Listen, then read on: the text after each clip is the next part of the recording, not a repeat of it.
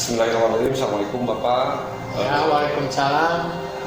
Terima kasih sudah meluangkan waktu saya untuk melakukan wawancara. Pada kesempatan ini saya ingin mendiskusikan dan sebuah topik yang penting dan sering dihadapi oleh pemimpin sekolah, yaitu dilema ITK dan rujukan moral. Sebagai seorang kepala sekolah, tentunya Bapak sering dihadapkan dengan permasalahan-permasalahan yang membuat kita dilema dalam pengambilan keputusan. Di sisi lain, kita mau menerapkan aturan, sedangkan di sisi lain juga kita ada nilai kemanusiaan untuk membantu pada peserta didik misalnya, atau pada rekan sejawat atau guru-guru misalnya. Apakah Bapak mengidentifikasi kasus-kasus yang merupakan dilema etika atau rujukan moral?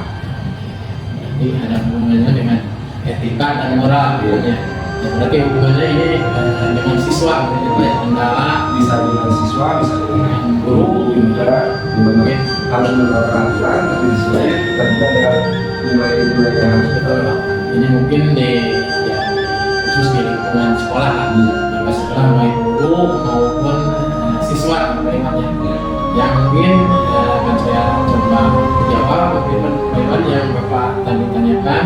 Biasanya saya mengidentifikasi kasus-kasus ini melalui diskusi dengan tim guru, atau di sekolah biasanya ada wali kelas, ada tim BPBK, atau dengan staf sekolah, atau kapasek. Kami sering membahas situasi yang membutuhkan ini atau kontroversial, bagaimana ini, apakah itu melibatkan dilema etika atau rujukan moral, ya. Secara singkat mungkin Pak, mudah-mudahan pertanyaan Bapak yang saya jawab bisa mewakili. Jadi selama ini Bapak selalu mengidentifikasi kasus-kasus itu dengan tim, ya, dengan Bapak melibatkan guru, guru staf yang ada di sekolah Bapak yang diskusi.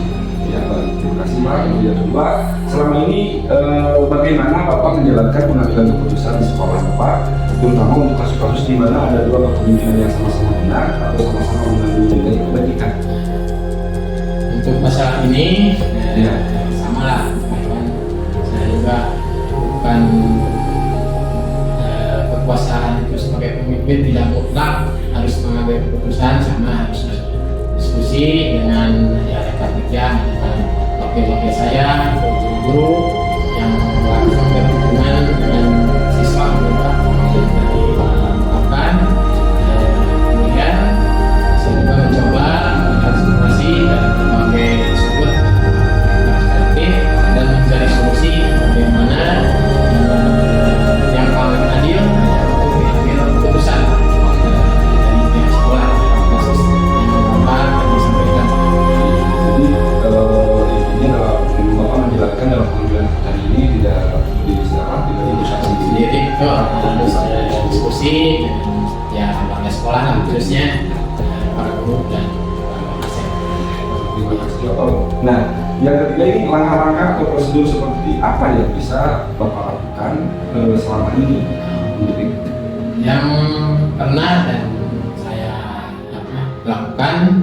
Yang pertama adalah mengumpulkan informasi dari pihak yang terkait, Pak Iwan. Identifikasi. Ya, betul kasusnya. Kemudian kami melakukan analisis situasi dan mencari masukan dari tim yang tadi saya sebutkan, dari rekan kerja atau dari staf atau para guru. Setelah itu kami mengambil keputusan berdasarkan konsensus, atau jika diperlukan saya mengambil keputusan akhir jika dalam hal ini. Bapak. Selanjutnya hal apa saja selama ini merupakan tantangan? Ini terkait dengan tantangan dalam pengambilan keputusan, pasti tentunya menghadapi tantangan, baik dari orang tua, dari teman guru ataupun dari siswa. Dalam hal ini tantangan yang paling besar adalah bagaimana memastikan bahwa semua suara didengar dan dipertimbangkan. Kadang kita sebagai orang mengambil keputusan diterima juga Pak. Iya. Ada tekanan dari pihak, ya contohnya dari pihak orang tua, dari pihak guru sebagai apa, yang mengetahui latar belakang siswa, dan kemudian yang bisa mempersulit untuk mengambil keputusan. Jadi saya sebagai kepala sekolah ini harus mempertimbangkan antara kedua belah pihak. Jadi tidak ada yang dirugikan, khususnya jangan kita mengambil keputusan merugikan siswa itu sendiri Pak. Jadi yang diutamakan adalah mana yang terbaik untuk kedua belah pihak. Terima kasih. Selanjutnya, apakah Bapak memiliki sebuah tata cara atau jadwal tertentu untuk dalam sebuah penyelesaian kasus di wilayah kita? Apakah Bapak langsung menyelesaikan di tempat atau memiliki sebuah jadwal untuk menyelesaikannya, bentuk atau prosedur seperti apa yang Bapak lakukan selama ini? Khusus waktu atau penanganan itu biasanya menetapkan batas waktu untuk menyelesaikan setiap kasus agar tidak larut-larut gitu. Adanya tata cara.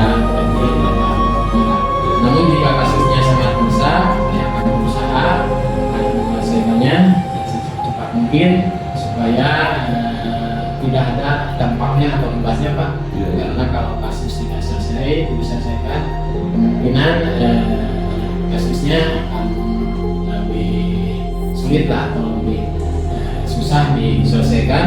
Nah, untuk prosedurnya melibatkan pengumpulan informasi Pak. Oh iya, informasi. Ya, betul Pak. Diskusi yang tadi yang sudah saya sampaikan dengan tim guru, atau misalnya di sekolah itu ada siswa-siswaan, ada BPBK, ada wali kelas untuk ikut menyelesaikan apa permasalahannya, dan akhirnya bisa kita ambil keputusan yang terbaik. Terus ini Pak, adakah seseorang atau faktor-faktor yang selama ini mempermudah atau membantu Bapak dalam pengambilan keputusan dalam kasus-kasus di wilayah ini? Ada tidak seseorang atau faktor apa nih yang bisa mempermudah Bapak? Menyelesaikan kasus kita untuk Pak. Iya. Saya pun cari masalah tidak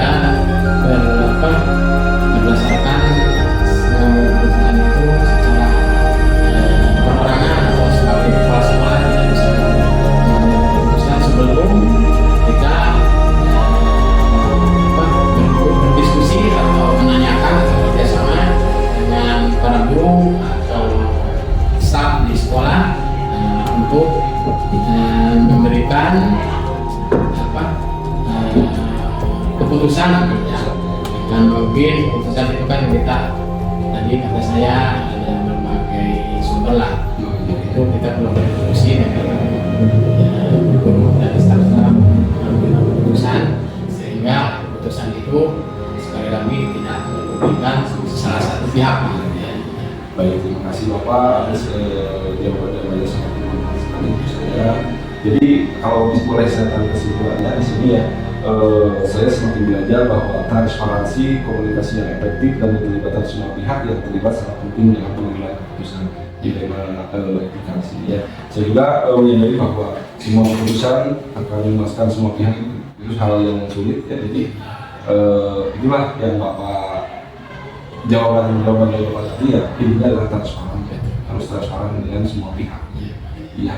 Bapak, saya ucapkan terima kasih. Sama-sama, Pak Iwan, mudah-mudahan jawaban saya bisa istilahnya mewakili lah yang Pak Iwan tanyakan. Yang intinya mah kalau menyelesaikan kasus dalam mengambil keputusan secara sendiri atau peperangan, kita kan di suatu lembaga kita harus ada diskusi dengan rekan-rekan kita, baik guru, baik staf, dan mungkin dalam hal ini biasanya melibatkan siswa dan orang tua ya, supaya kita ambil keputusan itu supaya lagi tidak ada yang merugikan, keputusan yang selanjutnya Pak. Iya. Ya Bapak, terima kasih atas waktunya. Mohon maaf mungkin ini tambahannya sedikit, tidak tanda tangannya di sini. Boleh. Ya.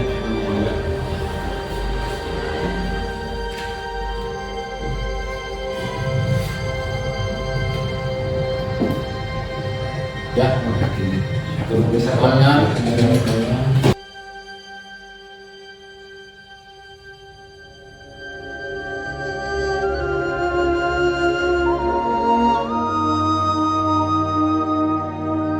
ya Bu ya, selamat pagi.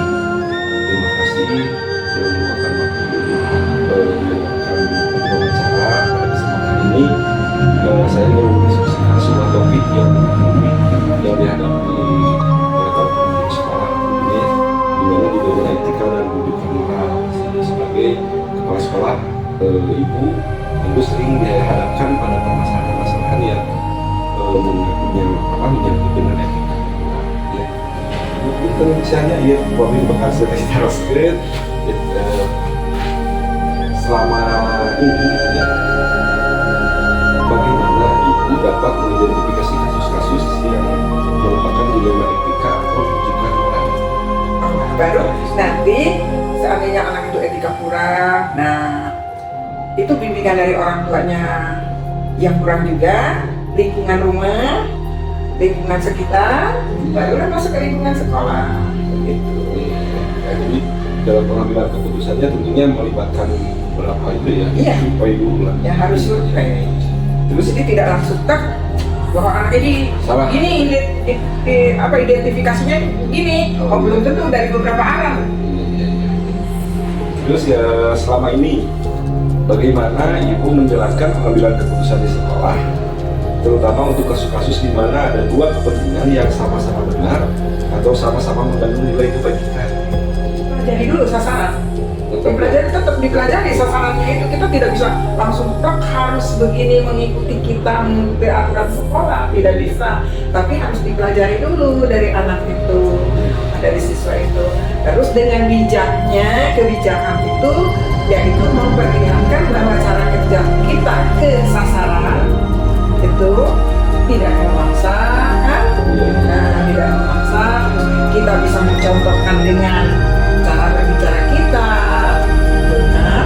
Dengan cara berbicara kita, dengan konsekuensi kerja kita, kan? Gimana dikasih pengertian? Contohnya, misalkan, anak kesiangan, Iya. ya, anak kesiangan. Ditanya kenapa anak kesiangan, ada kendala apa? Ibu juga seharusnya kesiangan karena ibu juga di rumah punya kepentingan. Oh. Tapi karena memang kita itu, nah jadi anak paham. Oh, dia diberikan Iya, karena kita itu anak dengan tugasnya untuk belajar, ibu juga tugasnya untuk mengajar. Kita sama-sama tepat waktu, lebih enak kan kita tepat waktu itu. Tidak saling menunggu. Terus dikasih ini juga dikasih contoh yang lain, obrolan, misalkan obrolannya gini, tadi ini langsung ya tadi kasih obrolan gini. Misalkan kamu dikasih janji sama orang lain jam sekian, terus yang datangnya, lah gimana perasaan? Gitu. Kalau perasaan kita kurang ya, kita jangan melakukan lah kita ke orang lain. Iya, baik, bagus itu ya untuk belajar dari faktor siswanya, kita harus mempelajari lebih dalam lagi ya. Kita ini lagi. Untuk apa ya? Dalam pengambilan keputusan, apakah Ya. ini harus bagaimana? Kira-kira langkah-langkah apa nih yang bisa ibu ambil selama ini Langkahnya untuk mengatasi hal itu? Kan tentunya yang namanya sekolah datang tepat waktu atau siswa masuk selalu tiap hari kita suatu kewajiban bagi mereka Ya. karena sekolah. Tapi di sisi lain memang dia juga perlu pengorbanan di luar Ya. masalah apa yang sama-sama. Misalnya saya telat karena membantu orang tua. Kan kita juga jadi dilemanya. Iya. Nah, tapi secara ini kan kaitannya dengan instansi nih. Iya. Instansi yang kita pimpin ya, Iya. yang pimpin di sini kan harus ambil keputusan Iya. nih. Nantinya takutnya nanti bisa jadi Iya. orang lain memojokkan sekolah ini bahwa sekolah itu sudah tidak disiplin. Tapi kenapa anak itu masih ada terus gitu kan. Nah, kira-kira langkah-langkah untuk mengatasi ini bagaimana? Yang pertama tadi langkah-langkahnya dikasih pemahaman. Iya. Yang kedua ada perjanjian Iya. dengan pihak sekolah, dengan pihak kita ada perjanjian lah. Tentunya melibatkan kesiswaan. Iya, iya tentunya Iya. itu harus gitu. Karena kita dalam lembaga, jadi peraturan dalam lembaga itu harus bagaimana. Gitu. Masuk melalui orang tua. Termasuk Pertama perjanjian dulu, setelah perjanjian, di dalam perjanjian itu bagaimana kan? Dalam perjanjian itu misalkan seandainya 2 kali tidak hadir masih tetap kesiangan, maka orang tua kamu dipanggil dan kita harus tepat itu. Orang tua itu harus tepat karena kita sudah berjanji ke anak akan lahir. Nah, terus kalau seandainya kita sering dikatakan begini, orang tuanya untuk hadir ke sekolahnya juga tidak ada waktu. Ya. Sedangkan kita harus mengambil keputusan itu tidak boleh sepihak. Nah itu kira-kira bagaimana nih menyikapi permasalahan? Kan ada kompetisi. Kita datang ke rumahnya, kita kasih pengajian ke orang tua. Kenapa ibu pertama kita tanya kenapa ibu tidak datang? Sepertinya saya datang ke sini karena ada anaknya begini. Bagaimana seandainya dari pihak sekolah ada aturan ini bisa diterima atau tidak? Anak ini sudah aturannya kan gitu. Iya. Ya terus dia nyambung dari pertanyaan dari jawaban ibu kalau saya itu ngumpis yang namanya ngumpis itu pasti membutuhkannya ya. Oleh siapapun itu yang hadirnya tentunya pasti membutuhkan biaya yang pertama. Akan tetapi pernah tidak dekat antara di sekolah ibu yang ibu pimpin misalnya dana untuk alokasi itu memang pas-pasan gitu ya. Kira-kira itu langkah apa lagi yang bisa diambil sedangkan itu harus ini juga harus kalau untuk kepentingan lembaga dan tanggung jawab diri sendiri sebagai pemimpin tidak selalu terbentur dengan keuangan. Tidak terserah karena itu kebutuhan pribadi juga kan. Bagaimana supaya nyamannya siswa atau guru supaya mau ke sekolah lagi bekerja dengan baik gitu kan. Tidak terbentur ke keuangan, tidak mengandalkan keuangan sekolah. Itu tidak senantiasa harus dibantu dengan uang kan. Tapi tanggung jawab kita sebagai seorang pemimpin karena kan menyangkut baik atau buruknya lembaga kan. Pertanyaan selanjutnya Bu, adakah seseorang atau faktor-faktor yang selama ini mempermudah atau membantu Ibu dalam pengambilan keputusan dalam kasus-kasus di dalam kira-kira Musyawarah. Musyawarah dengan guru-guru semua dia bisa dengan guru-guru yang lain, bisa dengan keluarga kan, itu membantu kita datangnya itu kan. Misalnya kan kalau ibu sedang itu pasti totalitas ya. Itu totalitas pengabdian kepada sekolah. Kira-kira ada nggak tantangan dari pihak dari keluarga ibu sendiri? Terus cara mengatasinya bagaimana? Kalau justru gini ya, tantangan yang lebih sulit itu yaitu dari keluarga kita sendiri. Yang paling sulit itu dari keluarga, paling sulit itu dari keluarga kita sendiri. Termasuk pembagian waktu dan di saat-saat kita itu dibutuhkan oleh keluarga, sementara kita sedang memimpin yang lain dan kita misalkan harus hadir, misalkan ke tempat kerja, di rumah ada yang sakit, misalkan itu harus ngasih pengertian kan ke keluarga kita bahwa kita juga ada tugas yang penting, apalagi misalkan sebagai pegawai negeri lah yang atau tidak sebagai pimpinan yang memimpin lebih banyak daripada keluarga. Ya. Kan mementingkan kepentingan umum daripada kepentingan pribadi. Sudah ada kan? Sudah ada itu. Terima kasih ya, alhamdulillah dengan diskusi ini jadi saya banyak mendapatkan mutiara-mutiara bagaimana dari seorang pemimpin itu yang ada harus mengutamakan kepentingan umum. Iya. Walaupun sifatnya urgent lah ya. Ya, karena kita sudah konsekuensinya kita jadi pemimpin. Ya itu. Kenapa kita mau jadi pemimpin? Siap. Kan jadi pemimpin itu harus begini, Pak. Ya. Jangan itu dulu, tapi ini dulu. Pemimpin itu nggak boleh begini, tapi harus begini. Jangan gitu, tapi ini yang utama. Terus nih terakhir ya, dari semua hal yang disampaikan, pelajaran apa yang dapat dipetik dari pengalaman Ibu mengambil keputusan di dalam Pengalaman. Jadi apakah apa nih hal-hal poin atau poin-poin penting ketika mengambil keputusan? Hal yang poin-poin pentingnya apa saja? Yang pertama bisa mungkin tadi yang kalau bisa saya tidak salah menyimpulkan ya diantaranya kerja tim ya. Harus apa? Ya, kita harus solid, ya, kita harus solid. Kemudian ada keputusan itu tidak sepihak, harus dipelajari dulu dampaknya, gitu kan? Jangan semena-mena mengambil keputusan, harus dipelajari. Ibu, terima kasih sudah meluangkan waktu hari. Saya banyak-banyak baca banyak terima kasih. Begitu banyak ilmu-ilmu. Ya, banyak Insya Allah dia karena sifatnya dari hari ke hari belajar terus belajar, tidak ada kata terakhir nih, ada kira-kira amanah apa yang bisa ibu sampaikan pada saya? Tahu saya tidak bisa. satu, bersabar dalam segi memberi contoh yang terbaik. Lagi